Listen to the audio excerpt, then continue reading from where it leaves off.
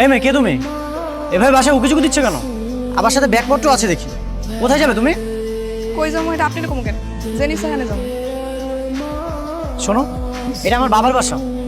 আমার বাসার সামনে দাঁড়িয়ে চোরের মতো উকিঝুঁকি দিচ্ছ, আর আমি তোমাকে জিজ্ঞাসা করতে পারবো না? চোরের মতো মানে? মুখ সামলায় কথা বল, নাহলে কিন্তু খবর। কি বেয়াদব মেয়ে রে বাবা! আমার বাসার সামনে দাঁড়িয়ে আবার আমাকে থ্রেট দিচ্ছে। তো আপনি বাসার সামনে দাঁড়াইছে তো কি হয়েছে? হ্যাঁ, সরকারি রাস্তায় কি দাঁড়াতে পারবো না? এই বাসার ভিতরে আমার মাই গেছে, এলাকা দাঁড়ায় আছে। কথা বারবার বলতে আমার ভালো লাগে না।